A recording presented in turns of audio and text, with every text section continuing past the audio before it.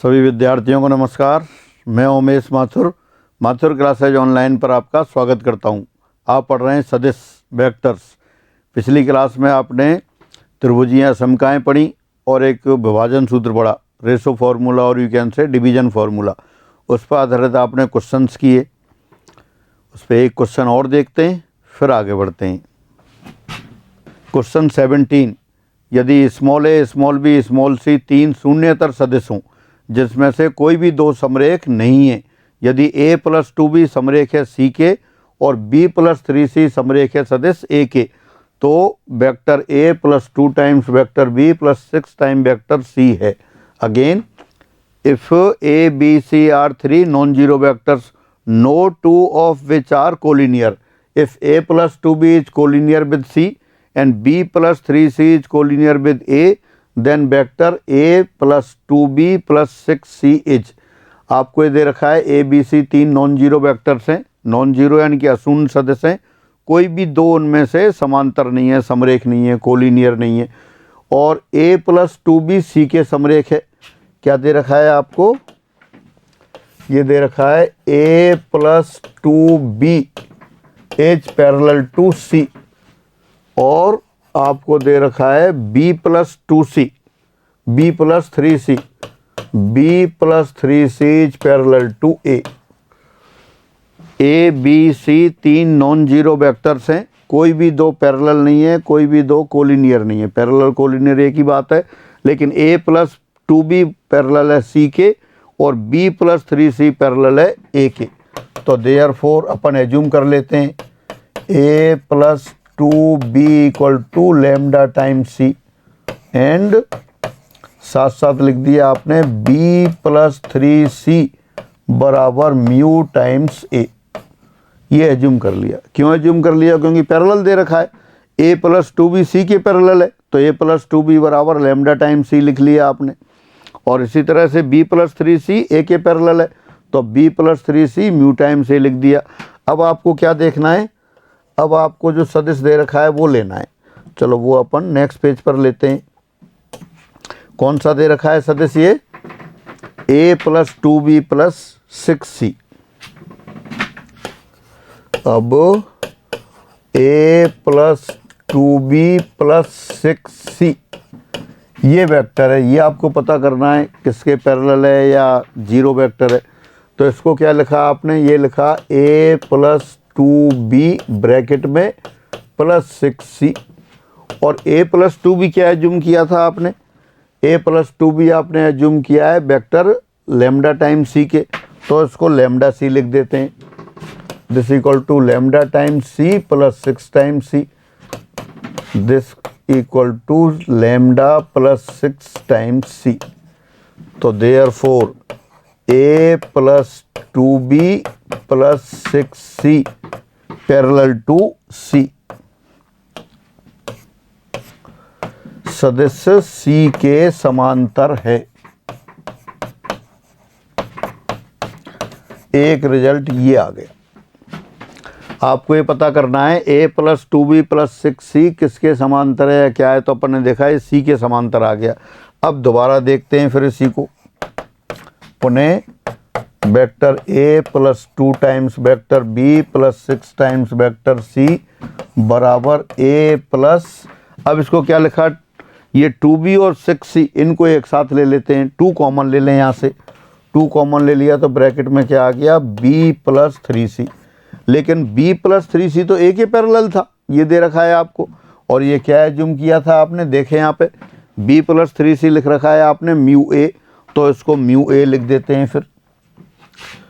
This = a + mu times a, और यहाँ से a कॉमन ले लिया तो कितना आ गया? ये 1 + म्यू टाइम्स a आ गया, 1 + म्यू टाइम्स a। अब ऊपर तो आया था c के पैरेलल, लेकिन a + 2b + 6c a के समांतर हो गया। तो देयरफॉर a + 2b + 6c सदिश a के समांतर है। लेकिन क्वेश्चन तो कह रहा है इनमें से कोई भी दो समांतर नहीं है। एक बार तो आ गया ये सी के समांतर है और ये कह रहा है ए के समांतर है। एक ही सदिश दोनों के सी के भी समांतर हो गया, ए के भी समांतर हो गया। तो इसका मतलब क्या है, देयरफॉर ए पैरेलल टू सी, जो कि गलत है, विच इज रॉन्ग। गलत क्यों है, क्वेश्चन में कह रहा है पहले से। क्वेश्चन क्या कह रहा है कि कोई भी दो समांतर नहीं है और एक ही सदिश दो असमांतर सदस्यों के समांतर हो गया, तो ऐसा तो हो नहीं सकता। एक ही स्थिति में हो सकता है जब इसकी डायरेक्शन इनडिटर्मिनेट हो, और इनडिटर्मिनेट किसकी होती है, जीरो सदिश की। तो अतः दिया सदिश एक शून्य सदिश है। दिया सदिश कौन सा है, दिया सदिश अपने पास a plus 2b plus 6c बराबर शून्य, शून्य सदिश है। तो बस यही आंसर आ गया। देख लेते हैं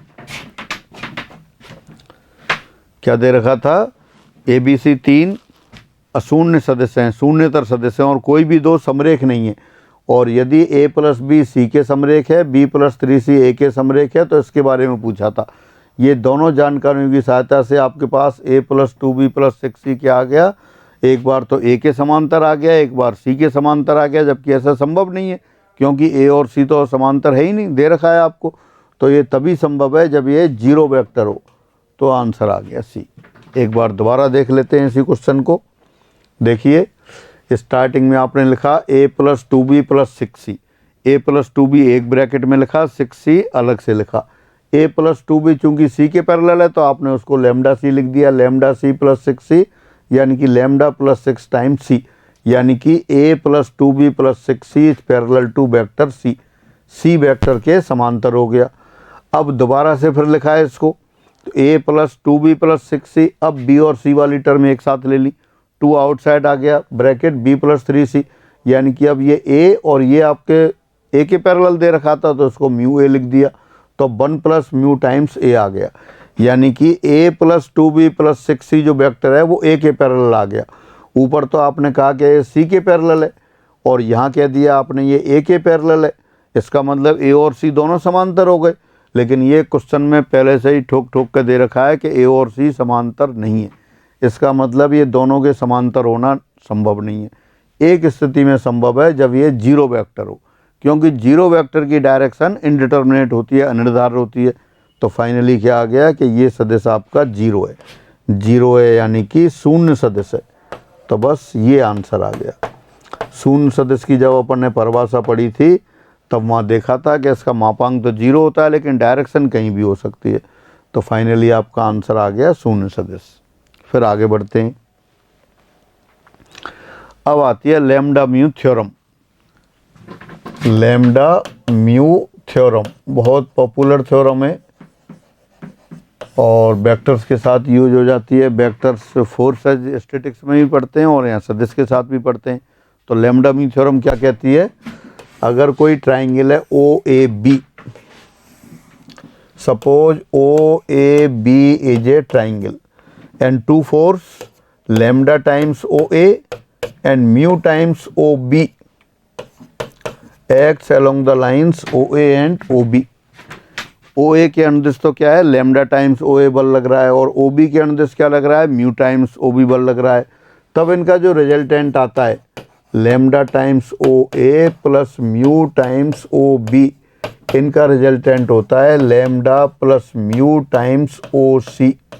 ये C कहाँ आ गया, C पॉइंट ए बी में होगा कहीं, और कहीं कहाँ होगा ये, इनका रिजल्टेंट तो हो गया lambda plus mu times OC। जहाँ C कहाँ है, where C is a point in A B, जहाँ C ए बी में एक बिंदु है। किस तरह से बिंदु, इस प्रकार है कि ए सी यानी कि लैम्डा टाइम्स ए सी बराबर म्यू टाइम्स बी सी, और you can say C divides A B in the ratio mu is to lambda. तो ये आपकी लैम्डा म्यू थ्योरम का स्टेटमेंट रहा। दोबारा से देखें क्या है statement, lambda times O A plus mu times O B equal to lambda plus mu times O C. where C is a point in AB such that lambda AC equal to mu BC, or you can say C divides AB in the ratio mu is to lambda। यानी कि C AB में एक बिंदु इस प्रकार है कि lambda AC बराबर म्यू BC है, यानी कि C पॉइंट AB को म्यू इज टू लैम्डा के रेशो में डिवाइड करता है। तो ये आपकी लैम्डा म्यू थ्योरम कहलाती है। एक तो याद करके रखना है आपका। प्रूफ बेहद आसान है, तो देखो प्रूफ करते हैं इसका। यहाँ प्रूफ लेते हैं, लेफ्ट हैंड साइड ले लेते हैं अपन। लेफ्ट हैंड साइड में क्या है आपके पास? लेफ्ट हैंड साइड में है lambda times O A plus mu times O B, ये ले लिया। Lambda times O A plus mu times O B. अब ओ से ए को इसको बाया सी मेजर करते हैं अपन। बाया सी कैसे लिख देते हैं? इसको लिख देते हैं आप लैम्डा टाइम्स ओ ए को लिख दिया आपने ओ सी प्लस सी ए। ट्राइंगल लॉ से आप जानते हैं ओ ए को क्या लिख दिया? ओ सी प्लस सी ए के बराबर लिख दिया। डिस्प्लेसमेंट है ओ से सी तक और सी से ए तक, फाइनली ओ से ए तक आ गया। फिर म्यू टाइम्स ओ बी को भी बाया सी लिख लिया आपने। ओ सी को भी सी के द्वारा लिख लिया। क्या लिखा है इसको? ओ सी प्लस सी बी। ये दो वेक्टर के सम के बराबर आ गया। अब ओ सी तो एक साथ लिख लिया है इसमें से। पहले ब्रैकेट से आ गया लैम्डा ओ सी और दूसरे ब्रैकेट से आ गया म्यू ओ सी, तो आ गया lambda plus mu times O C. और बाकी दो वेक्टर्स ऐसे लिख दिए lambda times C A plus mu times C B.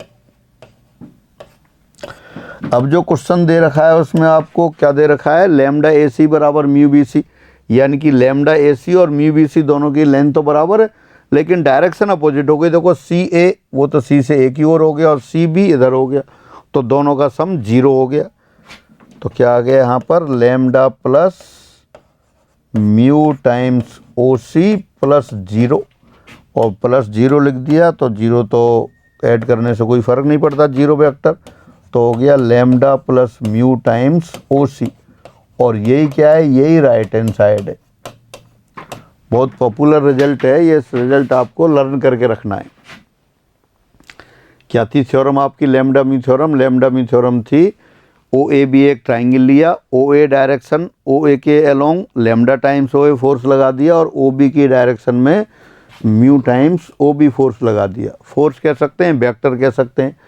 तो अभी लैम्डा म्यू थ्योरम कहती है lambda times O A plus mu times O B बराबर lambda plus mu times O C, जहाँ सी ए बी में एक बिंदु इस प्रकार है कि लैम्डा ए सी बराबर म्यू बी सी। और आप कह सकते हैं कि सी ए बी को म्यू टू लैम्डा के रेशो में डिवाइड करता है। प्रूफ करने के लिए आपने क्या किया? लेफ्ट हैंड साइड ले लिया, lambda O A plus mu O B. ओ ए को सी के थ्रू लिख लिया ओ सी प्लस सी ए। इसी तरह से ओ बी को लिख दिया ओ सी प्लस सी बी।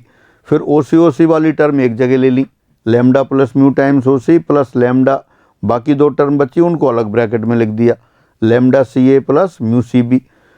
अब सी ए लैम्डा सी ए और म्यू सी बी यहाँ से देख सकते हैं इक्वल है, लेकिन दोनों की डायरेक्शन अपोजिट है, तो दोनों अपोजिट और इक्वल वेक्टर हो गए, तो 0 के बराबर आ गया। इसका मतलब आंसर क्या आ गया? राइट हैंड साइड में, राइट हैंड साइड के बराबर आ गया lambda plus mu times O सी। तो ये लैम्डा म्यू थ्योरम रही। ये आपने प्रूफ कर ली। एक बार और पढ़ लेते हैं इसको। लैम्डा म्यू थ्योरम, यदि किसी बिंदु O पर OA और OB के अनुदिश क्रियाशील बल क्रमशः लैम्डा OA और म्यू OB हों, तो उनका परिणामी बल OC के अनुदिश lambda plus mu times OC होगा।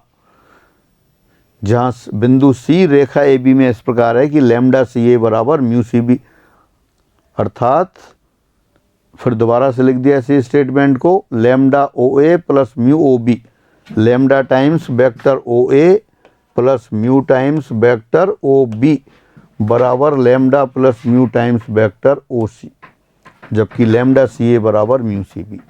तो ये लैम्डा म्यू थ्योरम की बात हुई। Again, if force as lambda OA and mu OB are acting at along OA and OB respectively, then their resultant force lambda plus mu times OC will act along OC, where C is a point in AB such that lambda AC equal to mu CB. That is lambda times OA plus mu times OB equal to lambda plus mu times OC. तो इस तरह से ये lambda mu theorem जहाँ भी use होगी वहाँ अपन use कर लेंगे। इसका स्पेशल केस क्या है, अगर लैम्डा और म्यू दोनों को 1 लिख दें अपन, OA और B, और इस डायरेक्शन में फोर्स लगा दें OA और इस डायरेक्शन में लगा दें OB, तो 1 OA प्लस 1 OB, लैम्डा और म्यू दोनों की जगह 1 लिख दिया, तो राइट साइड में क्या आ जाएगा, 1 plus 1 2 OC, where C is a point in AB such that AC बराबर BC, यानी कि C कैसा हो जाएगा, इसका मिड पॉइंट हो जाएगा। तो ये स्पेशल केस हो गए, बहुत जगह यूज करेंगे अपन इसको। तो ये स्पेशल केस हो गया, लैम्डा और म्यू दोनों 1 रख दिया, OA की साइड में 1 OA और OB की साइड में 1 OB, तो ये AB का मिड पॉइंट आ जाएगा, तो 2 OC।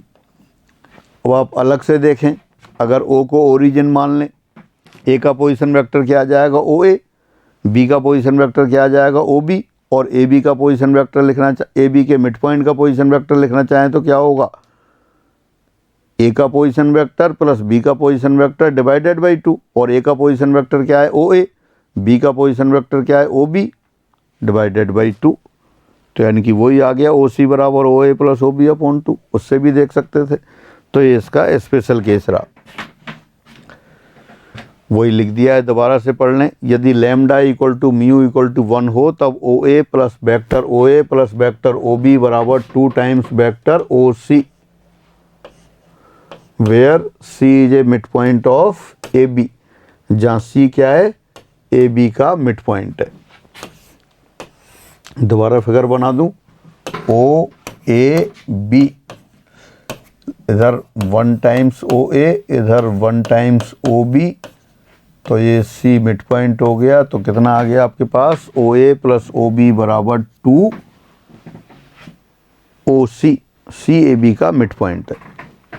और भी स्पेशल केस ले सकते हैं 2:1 वाले। अब एक क्वेश्चन आ गया, ये भी क्वेश्चन को रिजल्ट लिखा है। यदि त्रिभुज ABC के केंद्रक का केंद्रक G हो, ABC का केंद्रक G हो, तो GA plus GB plus GC बराबर vector 0। Again, if G is the centroid of triangle ABC, then prove that GA plus GB plus GC equal to 0 vector. तो देखो, ये आपने ट्राइंगल ले लिया ABC, ये तो ट्राइंगल हो गया। ये इनकी मीडियंस ले लेते हैं, और मीडियंस का पॉइंट ऑफ इंटरसेक्शन क्या आ गया, वो G आ गया। ये D पॉइंट, ये E पॉइंट, ये F पॉइंट और ये G। लर्न करके तो रखना ही है, एक बार प्रूफ भी कर लेते हैं। त्रिभुज ABC का केंद्र क्या है आपका, G है, तो GA plus GB plus GC equal to 0। तो देखिए लेफ्ट हैंड साइड लेते हैं अपन, वेक्टर GA प्लस वेक्टर GB प्लस वेक्टर GC। तो GA को तो एक साथ अलग से रखा, और GB और GC को एक साथ ब्रैकेट के अंदर रख लिया। अब लैम्डा म्यू थ्योरम से देखते हैं, GB प्लस GC अभी लिख रहे थे 1 OA प्लस 1 OB, 2 OC आ गया था, C क्या था, AB का मिड पॉइंट। तो GB प्लस GC, इनको देखें आप, GB प्लस GC, तो ये D मिड पॉइंट है, तो 2GD आ गया लैम्डा म्यू थ्योरम से। GA प्लस 2GD, लैम्डा के लिए 1 और म्यू के लिए भी 1, तो 1GB और 1GC बराबर 1 प्लस 1 2GD। D क्यों, क्योंकि D BC का मिड पॉइंट है, D 1:1 के रेशो में डिवाइड कर रहा है, वहाँ μ/2 लैम्डा था, म्यू और लैम्डा दोनों 1 है, तो 1:1 के रेशो में। अच्छा, और इसको क्या लिखें फिर, GA प्लस 2GD, ये आप जानते हैं सेंट्रोइड मीडियन को 2:1 के रेशो में डिवाइड कर रहा है। 2GD और AG दोनों बराबर हैं, लेकिन वेक्टर लिखना है तो उसकी डायरेक्शन और लगा देते हैं। तो किस डायरेक्शन में हो गया, GD की डायरेक्शन यानी कि AG, और GA प्लस AG क्या हो गया, 0 वेक्टर, और 0 वेक्टर क्या है, यही राइट हैंड साइड है। इसमें जो क्वेश्चन आ रहे हैं ये क्वेश्चन ऑब्जेक्ट टाइप में भी आ सकता है, लेकिन वहाँ अपन क्या करते हैं, इनको प्रूफ नहीं करते। ये याद रहना चाहिए आपको सबको। ऐसे जो रिजल्ट बना के जो लिख रखे हैं वो अपना क्लियर है बिल्कुल, सबको बहुत बार बता रखा है कि उनको आप प्रूफ करेंगे और फिर याद करेंगे, दूसरी जगह भी काम आ जाते हैं ये। तो दोबारा से, यदि कोई ट्राइंगल ABC दे रखा हो और G उसका केंद्रक हो, तब GA plus GB plus GC equal to 0। ये आपको बहुत अच्छी तरह लर्न करके रखना है।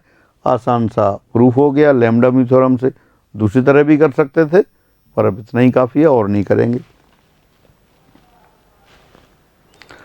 रिजल्ट 19, यदि त्रिभुज ABC और त्रिभुज A dash B dash C dash के केंद्रक क्रमशः G और G डैश हों, तो अब A dash vector A dash plus vector B dash plus vector C dash equal to 3 times vector G dash. ये आपको प्रूफ करना है। दोबारा से, if centroids of triangles ABC and A dash B dash C dash are G and G dash respectively, then vector A dash plus vector B dash plus vector C dash this equal to 3G dash. अब दो triangle दे रखें, त्रिभुज ABC, त्रिभुज ABC का केंद्रक centroid G है, तो इसलिए अभी आप प्रूफ करके आए हैं वेक्टर GA प्लस वेक्टर GB प्लस वेक्टर GC बराबर 0। अभी प्रूफ किया था तो उसको ये याद कर लिया प्रूफ करने के बाद, अब इसको क्वेश्चन में यूज कर सकते हैं। और इसी तरह से भी triangle A dash B dash C dash का केंद्रक सेंट्रोइड G डैश है, तो देयरफॉर इसके लिए भी सही होगा ये vector G dash A dash plus vector G dash B dash plus vector G dash C dash equal to 0। ये भी होगा, लेकिन आपसे ये नहीं पूछा है। आपसे तो क्या पूछा है, आपसे कहा है A dash plus B dash plus C dash equal to 3G dash. तो देखो अब इसको जो प्रूफ करना है उसका लेफ्ट हैंड साइड ले लेते हैं अपन। लेफ्ट हैंड साइड,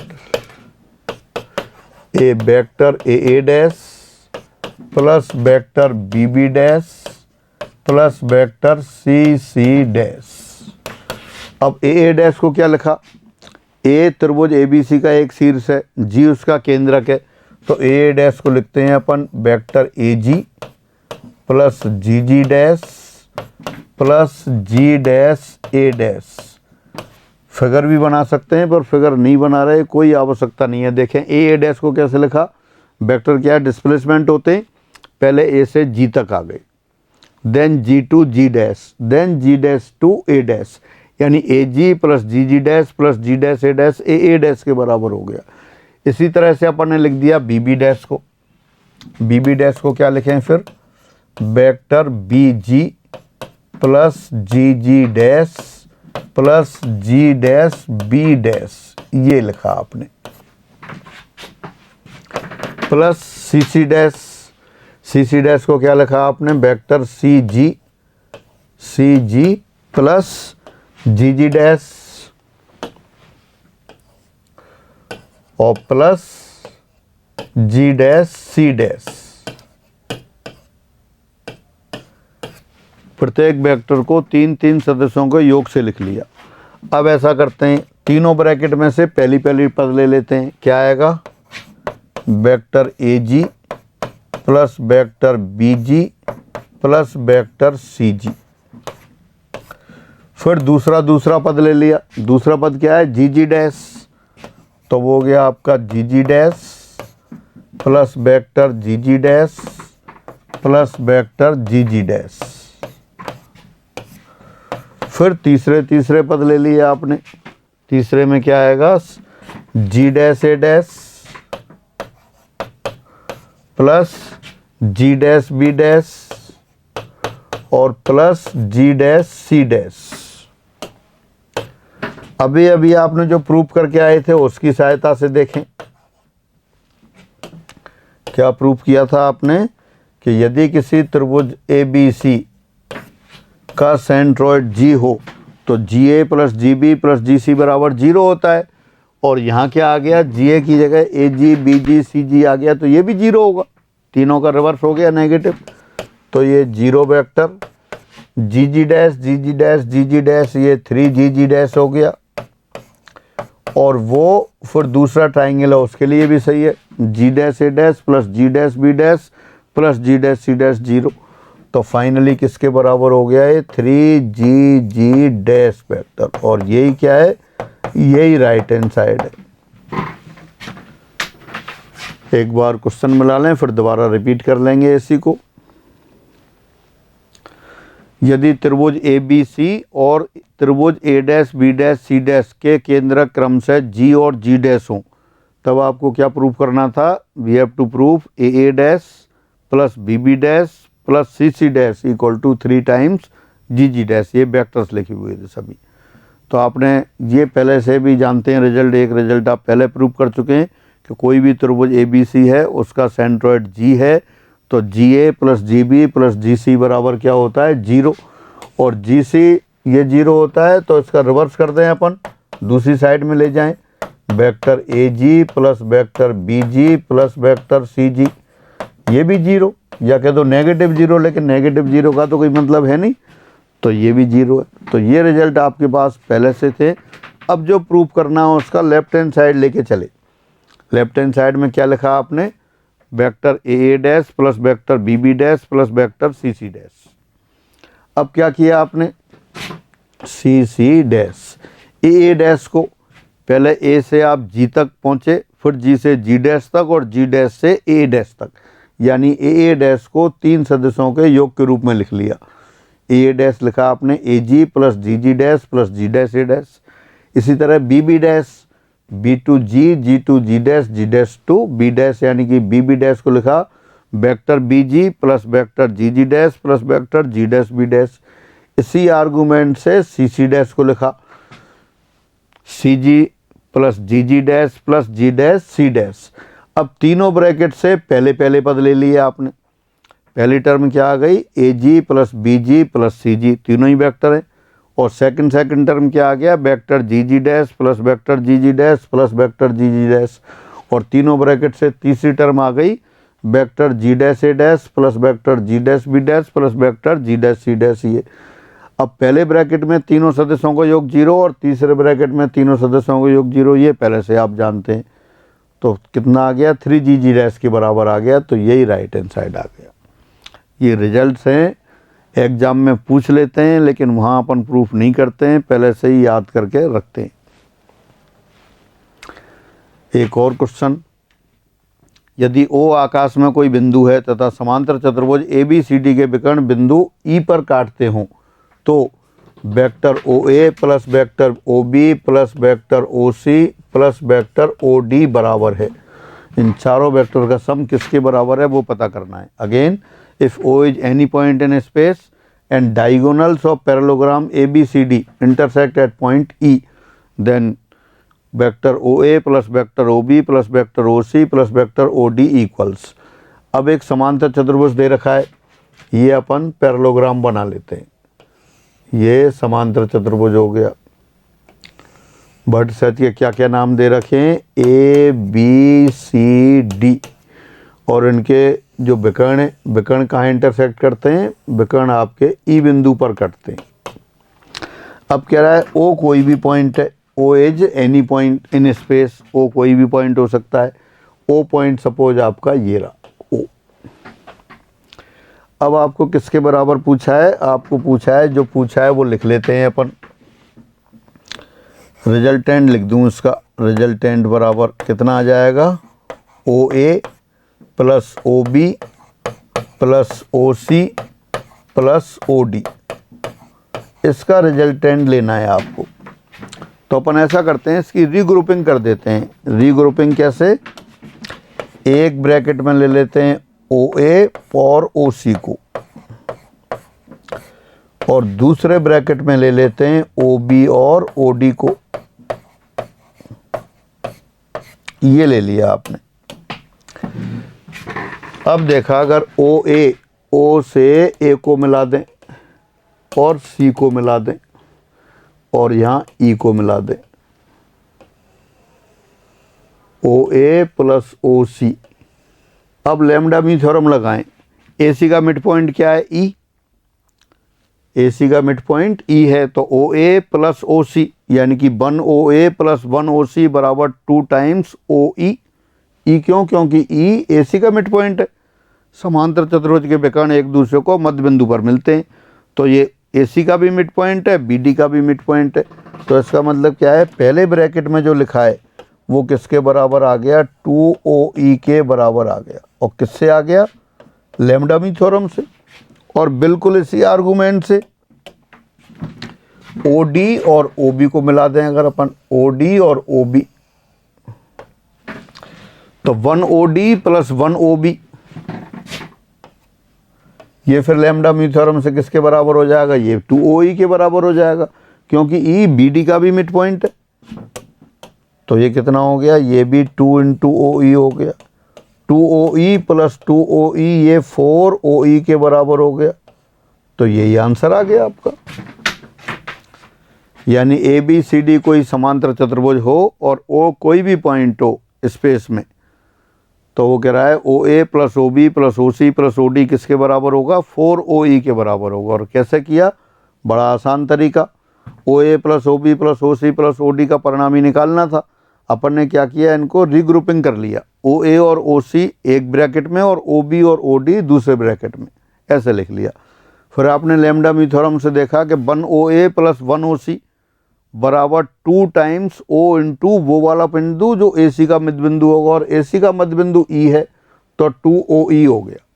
यानी ओ ए प्लस ओ सी 2 ओ ई के बराबर। और इसी आर्गूमेंट से ओ बी और O D, O B plus O D, ये भी 2 ओ ई के बराबर, तो 2 ओ ई प्लस 2 ओ ई 4 ओ ई हो गया। तो ये आंसर आ गया। कौन सा ऑप्शन आ गया आपका? सेकंड ऑप्शन आ गया, 4 ओ ई। बहुत पॉपुलर क्वेश्चन है, ये भी रिजल्ट की तरह आप याद कर सकते हैं। जहाँ प्लस माइनस आता है सदिशों का, उसमें ये क्वेश्चन बन जाता है और एग्जाम में भी आ जाता है। फिर आगे बढ़ते हैं। 3 बिंदुओं के समरेखीय होने का प्रतिबंध, condition of collinearity of 3 points. कोई भी 3 पॉइंट हैं एक रेखा में, कैसे डिसाइड करेंगे? 2 पॉइंट तो हमेशा ही एक रेखा में होते हैं, लेकिन यहाँ कह दिया 3 पॉइंट हैं, ए बी सी। एक तो डिस्टेंस के हिसाब से करते हैं अपन। डिस्टेंस के हिसाब से कैसे करते हैं कि किन्हीं भी 2 दूरियों का योग तीसरी दूरी के बराबर हो। जैसे यहाँ क्या है इस फिगर में? A B plus B C बराबर ए सी है। ए से बी, बी से सी बराबर ए सी आएगा, तो दूरियों की सहायता से कर लेते हैं। एक ये है, अगर यहाँ पे वेक्टर ले लें, यहाँ क्या है? यहाँ वेक्टर ए बी और वेक्टर बी सी दोनों समांतर हो जाएं, दोनों समांतर, तब अगर ए बी और बी सी दोनों समांतर हो जाएं, यानी कि समरेखीय हो गए, लेकिन बी पॉइंट तो कॉमन है, बी पॉइंट कॉमन है तो एक ही लाइन में हो गए, तब बिंदु ए बी सी समरेखीय होंगे। यानी कि ये 2 वेक्टर पैरेलल हो गए, या कह दो कोलिनियर हो गए। 2 वेक्टर पैरेलल हैं, कोलिनियर हो गए। क्यों हो गए? क्योंकि एक पॉइंट तो क्या है? बी कॉमन है तो एक ही लाइन में होंगे। और ए बी बी सी क्यों लिया है? ए बी और ए सी भी ले सकते हैं, या कह दो ए बी और ए सी, या वेक्टर लगाएं बी सी और ए सी ले लें, बी सी और ए सी समांतर हों, तब क्या होंगे? ये पॉइंट्स समरेखीय होंगे, तब बिंदु ए बी सी समरेखीय होंगे। यानी कि फाइनली ये हुआ, 3 बिंदु दे रखे हैं आपको, और तीनों बिंदुओं में से, जैसे ए बी सी दे रखे हैं, ए बी बी सी सी ए या ए सी कुछ भी निकाल लें अपन, तीनों में से कोई भी 2 एक दूसरे के पैरेलल हो जाएं, तो तीनों बिंदु समरेखीय होंगे। जैसे ए बी और ए सी पैरेलल हो गए और एक पॉइंट कॉमन है, तो जब भी होंगे जब एक ही लाइन में होंगे। तो जब भी आपको ऐसा प्रूफ करना होगा, दूरी से तो अपन कर ही सकते हैं। दूरी से तो क्या होगा, 3 पॉइंट दे रखे हैं तो ए बी बी सी ए सी तीनों वेक्टर निकालें, तीनों का मॉडुलस लें और दो सदस्यों की लंबाई तीसरे सदस्य के बराबर हो तो तीनों बिंदु कैसे होंगे, समरेखी होंगे। लेकिन उसकी बजाय ये ज़्यादा आसान है। ए बी बी सी ए सी या सी ए अपन 3 वेक्टर निकाल लें और तीनों में से या 2 ही निकाल लें और दोनों अगर पैरेलल आ जाते हैं तो वो एक ही रेखा में होंगे। तो ये 3 बिंदुओं के समरेखी होने का प्रतिबंध आया। रेशो फॉर्मूले से भी करते हैं, वो अभी आगे पढ़ते हैं। तो पहले इस रिजल्ट को पढ़ लेते हैं। 3 बिंदुओं के समरेखी होने का प्रतिबंध। 3 बिंदु capital A capital B capital C समरेखी होंगे यदि सदस्यों ए बी बी सी सी ए, सदस्यों ए बी बी सी सी ए में से कोई भी 2 समांतर हों, अर्थात इन तीनों में से कोई एक किसी दूसरे का अदिश गुणन हो। अदिश गुणन हो जो अभी कह रहे थे, यानी कि A B equal to lambda times B C हो, या A B equal to lambda times A C हो, या B C equal to lambda times A C हो। यानी कोई भी एक दूसरे का स्केलर मल्टीपल हो तो ये कैसे होंगे, समरेखी। और स्केलर मल्टीपल का मतलब क्या है, वही पैरेलल। एक बार दोबारा पढ़ते हैं। Condition of collinearity of 3 points. 3 points capital A capital B capital C are collinear if and only if vectors out of A B B C C A are collinear, that is any one out of these is a scalar multiple of other 2। कोई भी एक बाकी किसी दूसरे का scalar multiple हो, अदिश गुणन हो। अदिश गुणन हो उसका मतलब यही तो होता है, जैसे ए बी बराबर 2 टाइम्स बी सी लिख दिया आपने, यानी ए बी और बी सी कैसे हो गए, समरेखी हो गए, समांतर हो गए। और एक पॉइंट कॉमन है, एक पॉइंट कॉमन है तो एक ही लाइन में होंगे। तो ये कंडीशन ऑफ कोलिनियरिटी रही। एक और रिजल्ट दे दिया। 3 बिंदु capital A capital B capital C जिनके स्थिति सदिश क्रमशः small a small b small c हैं, समरेखी होंगे यदि और केवल यदि x a plus y b plus z c equal to 0। यानी ये रिजल्ट हो where x plus y plus z बराबर 0। यहाँ एक्स वाई जेड क्या है, तीनों स्केलर हैं। दोबारा पढ़ते हैं। 3 points capital A capital B capital C with position vectors small a small b small c. इनके पोजिशन वेक्टर्स क्या हैं, small a small b small c are collinear if and only if there exist 3 scalars x y z not all 0 such that x a plus y b plus z c equal to 0 where x plus y plus z equal to 0।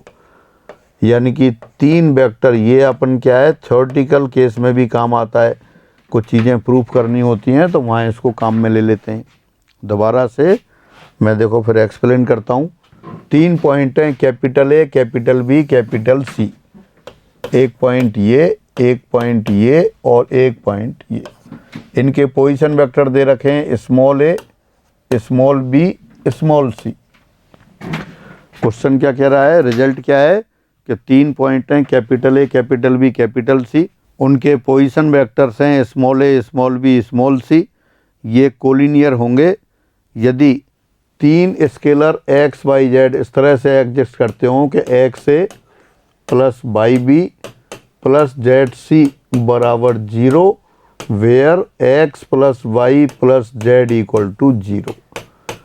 ये result लिखा हुआ है। ये ऐसे कैसे भी पूछा जा सकता है और थ्योरेटिकल पोर्शन कई बार प्रूफ करने होते हैं तो उसमें ये यूज होते हैं। तो देखो, चूंकि अब अपन एज्यूम कर लेते हैं कि माना ए बी सी कोलिनियर है। ए बी सी कोलिनियर है यानी कि एक ही रेखा में है तो बी ए सी को किसी ना किसी रेशो में तो डिवाइड करेगा। तो वो अपन ने मान लिया किस रेशो में डिवाइड कर रहा है, ये m/n के रेशो में डिवाइड कर रहा है। ये मान लेते हैं। माना बिंदु बी ए सी को m/n के अनुपात में विभाजित करता है। विभाजित करता है तो अपन रेशो फॉर्मूले से इनमें रिलेशन ले लें। इसका मतलब बी का पोजीशन वेक्टर कितना है, स्मॉल बी, किसके बराबर आ जाएगा, ये m times small c plus n times small a upon m plus n। विभाजित करता है तो ये आ जाएगा। अब ये आ गया तो इनको क्रॉस मल्टीप्लाई कर लिया। भाई ये तो आप रेशो फार्मूले से जानते हैं, सेक्शन फार्मूला भी पढ़ा था आपने कि बी पॉइंट ए सी को M/N के रेशो में डिवाइड करता है, तो बी का पोजीशन वेक्टर क्या आएगा, MC + NA upon M + N। लेकिन कैपिटल बी का पोजीशन वेक्टर तो स्मॉल बी दे रखा है, दोनों को बराबर कर दिया। अब क्रॉस मल्टीप्लाई किया, M + N times vector B this equal to M times vector C + N times vector A. अब सारी टर्म्स को एक ही साथ ले लिया, N times vector A plus -M -N times vector B plus M times vector C, ये बराबर vector 0। अब ABC एक एक्सप्रेशन आ गया और वो सब 0 के बराबर है। अब A के कोफिशिएंट को अपन लिख देते हैं X times A। This implies A के कोफिशिएंट को X लिख दिया, B के कोफिशिएंट को Y लिख दिया और C के कोफिशिएंट को Z लिख दिया। Y times vector B plus Z times vector C बराबर 0, वेयर या लिख देते हैं here X + Y + Z, X + Y + Z, X बराबर क्या था N, Y बराबर क्या था -M -N और Z बराबर क्या था M। तो ये तो सारा 0 के बराबर आ गया। इसका मतलब X + Y + Z बराबर 0। तो फाइनली ये हो गया कि कोई भी 3 पॉइंट हैं, capital A, capital B, capital C, उनके position vector small a, small b, small c हों तो ये कोलिनियर हैं। तो क्या हुआ आपने कि x 3 scalar x y z इस तरह एग्जिस्ट करेंगे कि xa + yb + zc बराबर 0, और जहाँ x + y + z दिखा तो वो अलग से 0 आ गया। इनको प्रूफ करने की आवश्यकता नहीं है, रिवर्स भी करना होता है, लेकिन प्रूफ करने की आवश्यकता नहीं है। आपको तो डायरेक्ट लर्न करके रखना है। क्या लर्न करके रखना है कि 3 point capital A, capital B, capital C collinear हैं इफ एंड ओनली इफ, यदि और केवल यदि 3 स्केलर x y z इस तरह एग्जिस्ट करते हों कि xa + yb + zc बराबर 0 वेक्टर, जहां x + y + z बराबर भी 0 है। फिर आगे आते हैं, एक क्वेश्चन दे दिया, सिद्ध करो कि बिंदु capital A, capital B, capital C जिनके स्थिति सदिश क्रम से -2a + 3b + c + 5c, A + 2b + 3c, 7a - 7c हैं, समरेखीय हैं। ये प्रूफ करना है आपको। 3 वेक्टर हैं, वो 3 पॉइंट हैं, capital A, capital B, capital C, और उनके पोजीशन वेक्टर दे दिए आपने। कैपिटल A का पोजीशन वेक्टर है -2a + 3b + 5c, और कैपिटल B का पोजीशन वेक्टर है a + 2b + 3c, और C का पोजीशन वेक्टर है 7a - c। तो प्रूफ करना है कोलिनियर है। Proof that the points capital A, capital B, capital C whose position vectors are this respectively are collinear. अभी अपन बात कर रहे थे अगर कोलिनियर हैं 3 पॉइंट तो AB, BC, CA में से कोई भी 2 निकाल लें, एक दूसरे का कोई स्केलर मल्टीपल होगा तो प्रूफ हो जाएगा। तो बिल्कुल ठीक है। तो अपन यहाँ क्या करते हैं, यहाँ वेक्टर AB लिखते हैं पहले। वेक्टर AB, वेक्टर AB किसके बराबर होगा, ये होगा position vector of B minus position vector of A। तो B का पोजीशन वेक्टर कितना है अपने पास, B का पोजीशन वेक्टर है A + 2B + 3C minus position vector of A का पोजीशन वेक्टर है आपके पास -2A + 3B + 5C।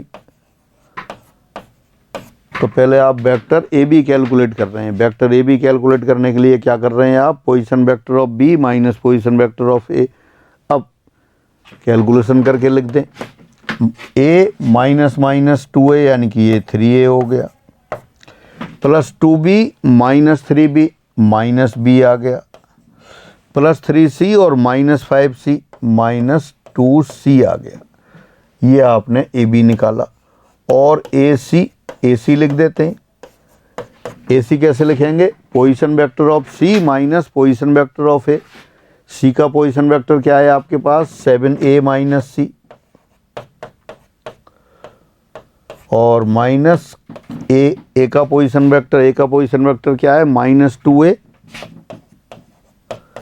+ 3B plus 5c, ये अब यहाँ लिखा फिर 7a माइनस माइनस 2 यानी कि 9a आ गया। फिर b वाली टर्म है ही नहीं तो माइनस 3b आ गया, माइनस c और माइनस 5c माइनस 6c आ गया। अब इसमें से क्या किया आपने, 3 कॉमन ले लेते हैं। 3 कॉमन लिया तो क्या आ गया अंदर ब्रैकेट के अंदर, 3a minus b minus c, यही तो ए बी के बराबर आया था। इसका मतलब क्या आ गया अपने पास, ए सी बराबर 3 टाइम्स ए बी, यानी कि ए सी और ए बी निकाला और ए सी ए बी का 3 टाइम्स आ गया, यानी कि स्केलर मल्टीपल आ गया। तो therefore A C parallel to A B, this implies points A B C are collinear. ये कैसे हैं, समरेख हैं। अभी अपन ने पढ़ा था 3 बिंदुओं को समरेख प्रूफ करना हो तो कैसे प्रूफ करते हैं। ए बी सी 3 पॉइंट दे रखे हैं तो ए बी बी सी सी ए में से कोई भी 2 वेक्टर कैलकुलेट करते हैं। आपने क्या किया, यहाँ ए बी और ए सी कैलकुलेट किया, ए बी और ए सी कैलकुलेट किया, फिर आपने देखा कि ये ए सी किसके बराबर आ गया, ए सी बराबर 3ab आ गया। ये ए सी 3ab के बराबर आ गया, यानी ए सी बराबर 3ab। एक पॉइंट कॉमन है ए, और तीनों एक ही लाइन पैरेलल हो गए, तो पैरेलल हो गए तो एक ही लाइन में हो गए। तो बस यही आपने प्रूफ कर लिया। क्या किया, दोबारा से देख लें। ए बी आपने कैलकुलेट किया, ए सी कैलकुलेट किया, और फिर आपने देखा ए सी 3ab के बराबर है। इसका मतलब ये ए सी और ए बी पैरेलल हो गए और ए पॉइंट कॉमन है, तो इसका मतलब एक ही लाइन में हो गई। तो इस तरह से आपने ये विभाजन सूत्र पर आधारित कुछ क्वेश्चंस देखे और ये 3 बिंदुओं के समरेखीय होने का प्रतिबंध देखा, समरेखीय होने का प्रतिबंध देखा और उस पर आधारित एक क्वेश्चंस भी किया। तो आज की क्लास में अपन इतना ही रखते हैं, शेष फिर अगली क्लास में करते हैं। सभी को नमस्कार।